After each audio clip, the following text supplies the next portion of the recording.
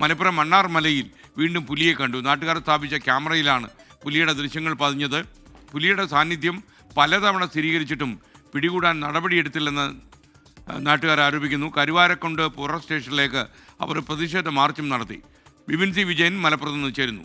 ബിപിൻ പറയും.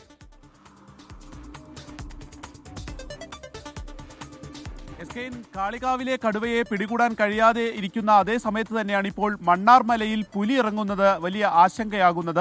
അപ്പോൾ ഇന്നലെയും ഈ പ്രദേശത്ത് പുലി ഇറങ്ങി. കഴിഞ്ഞ ഒരു 2-3 മാസത്തിനിടയിൽ തന്നെ ഇത് 4ാമത്തെ തവണയാണ് അവിടെ പുലി ഇറങ്ങുന്നത്. അത് ഒരേ സ്ഥലത്തിലൂടെയാണ് ഈ പുലി റോഡ് മുറിച്ച് കടക്കുന്ന ദൃശ്യങ്ങൾ അവിടെ നാട്ടുകാർ സ്ഥാപിച്ചിട്ടുള്ള ക്യാമറയിൽ പതിയുന്നത്. ഇപ്പോൾ ഈ ദൃശ്യങ്ങൾ പതിഞ്ഞിരിക്കുന്നത് ഇന്നലെ രാത്രി ഏകദേശം ഒരു 7:45 കൂടിയാണ്. അതായത് പെരിന്തൽമണ്ണയിൽ നിന്ന് പോകുന്ന ഒരു പ്രധാന ബൈപ്പാസ് റോഡാണ്. ഈ റോഡിലൂടെ ആളുകൾ നിരന്തരമായി ആ സമയത്തൊക്കെ യാത്ര ചെയ്യുന്ന സമയത്താണ് ഒരു പുലി കുറുകെ ചാടുന്ന ദൃശ്യങ്ങൾ ഇപ്പോൾ ക്യാമറയിൽ പതിഞ്ഞിരിക്കുന്നത്.